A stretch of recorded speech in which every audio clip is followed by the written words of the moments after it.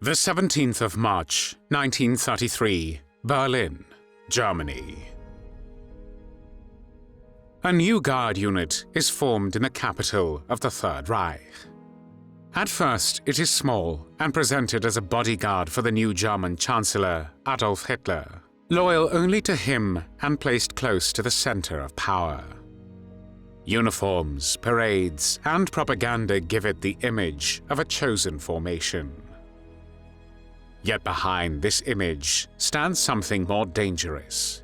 The unit is built not to defend Germany in a normal military sense, but to protect Hitler and serve Nazi ideology.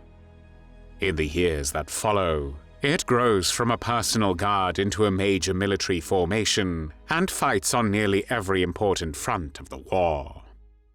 Wherever it goes, it leaves behind massacres, murdered prisoners, and terror against civilians. This unit will be known in the future as the Leibstandarte SS Adolf Hitler.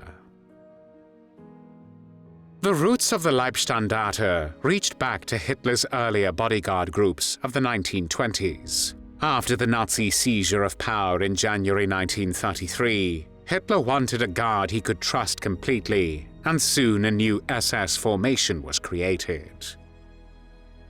In the following months, it changed names several times, and in September 1933, it became the Leibstandarte SS Adolf Hitler, then numbering approximately 120 men.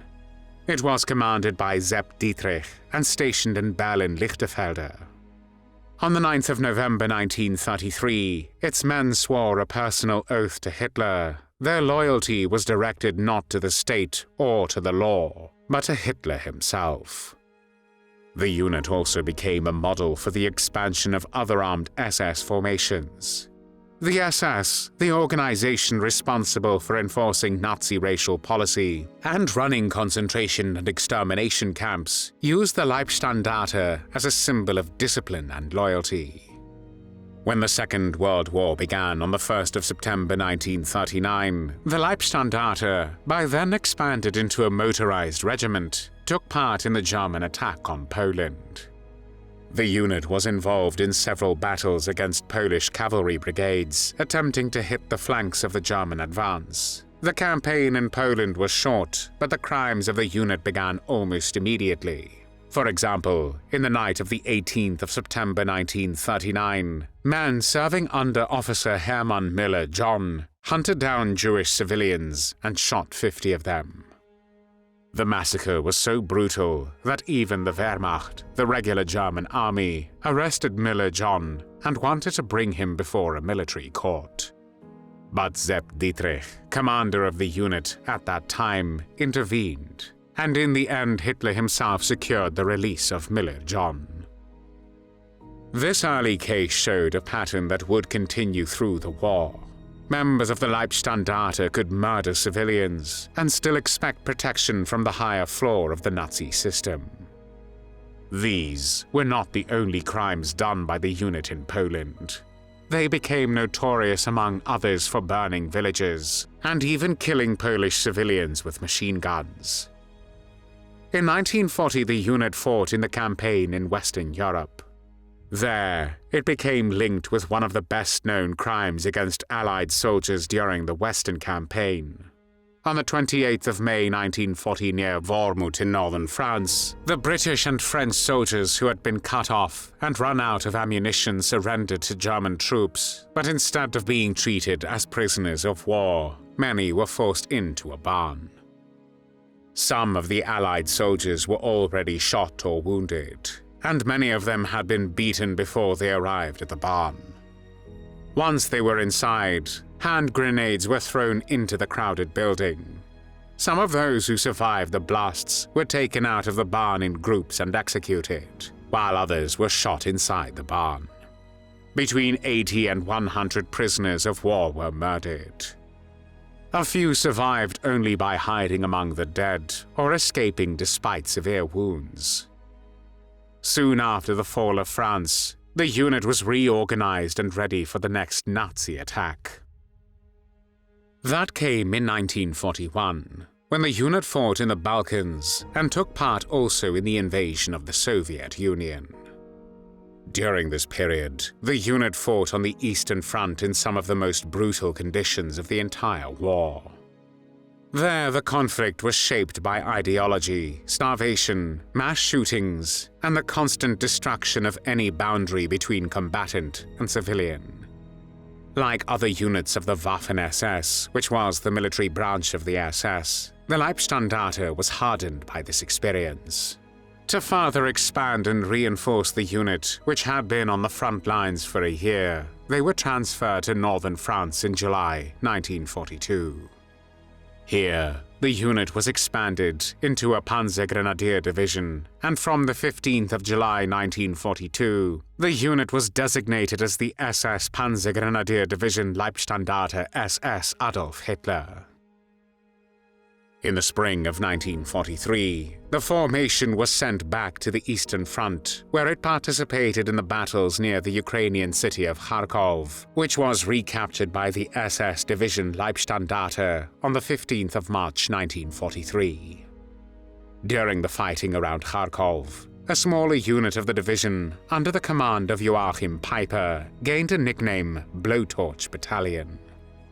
Ukrainian sources, including surviving witness Ivan Kisilov, who was 14 at the time of the massacre, described the killings in the villages of Yefremovka and Semyonovka on the 17th of February 1943, where soldiers under Peiper's command killed 872 men, women, and children, and some 240 of these were burnt alive in the church of Yefremovka. The division also took part in the fighting during the Operation Citadel on the Eastern Front in the summer of 1943, including the legendary Battle of Prokhorovka, where the division lost hundreds of men. After the ending of this operation, the division left the Eastern Front once again. This time, it was sent to northern Italy after the country left the Axis alliance. There, it continued in its policy of mass murder and violence against civilians. Between the 15th and 23rd of September 1943, men of the division arrested Jewish civilians in a series of operations around Lago Maggiore on the Swiss-Italian border. Members of the division arrested over 50 Jews and held them in a number of local hotels. During the nights of the 22nd and 23rd of September, they were taken in small groups to a local forest, where they were shot. The bodies were then placed in sacks filled with stones, rowed out in boats, and sunk in the lake. Other members of the division seized hundreds of Jewish refugees near the municipality of Borgo San Dalmazzo, in the Italian region of Piemonte. 349 of them were imprisoned and later deported through France to Auschwitz-Birkenau camp in German-occupied Poland, where mass murder was being carried out. Only 9 of them survived the war.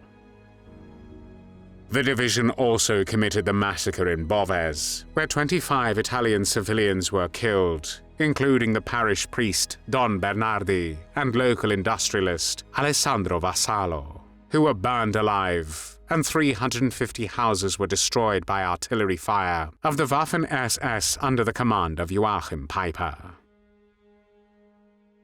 The massacre and destruction were reprisals for 1 German soldier having been killed and 2 German officers having been captured and held by Italian partisans in the vicinity of the town. After obtaining their release, Peiper ordered the destruction of the town, despite earlier promising not to do so.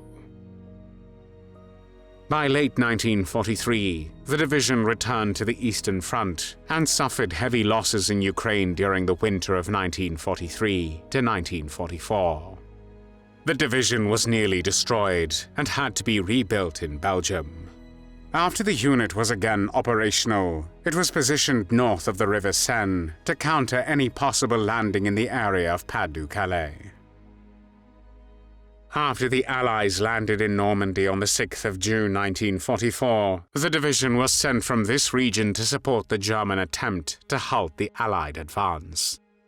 This proved unsuccessful, and the division, along with other units, ended up in the so-called Falaise Pocket, from which some of its units managed to escape only by abandoning all their armored equipment.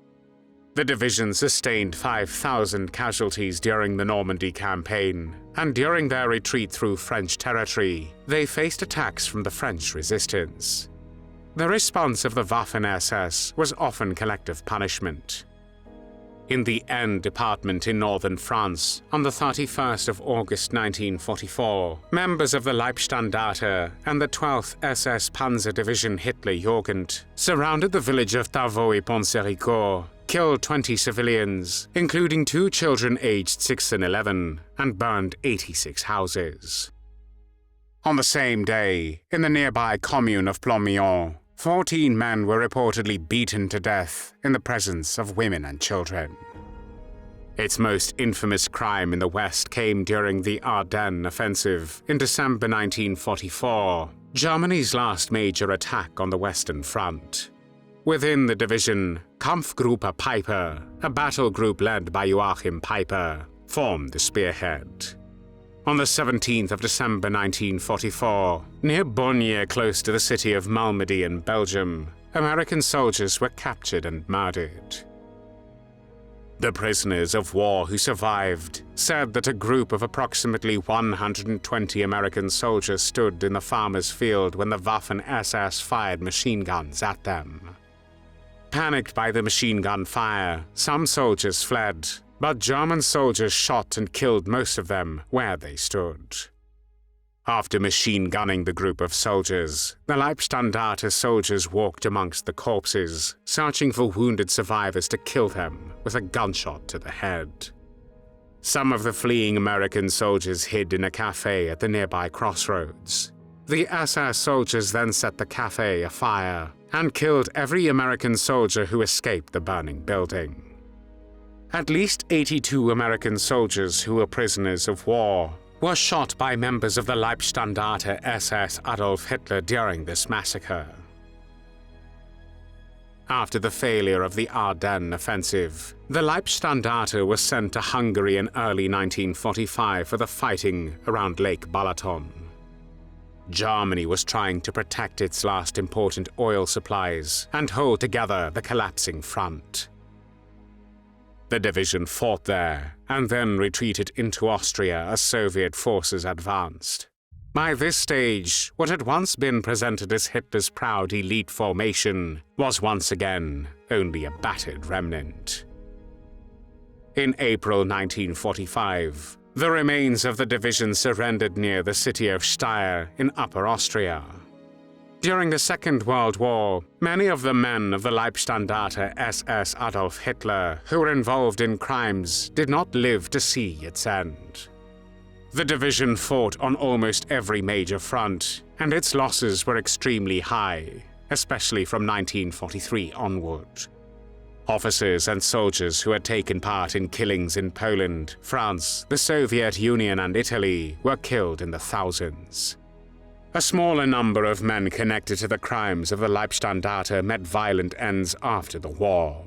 The most well-known case was Joachim Peiper, the commander linked to the Malmedy massacre and other massacres done by the unit through Europe. Although he had escaped execution after the war, as his death sentence was reduced, his past followed him. In 1976, while living in France, his house was attacked and set on fire by a group calling themselves the Avengers. He died inside the burning building. His death was widely seen as an act of revenge connected to his wartime murders. Thanks for watching the World History Channel.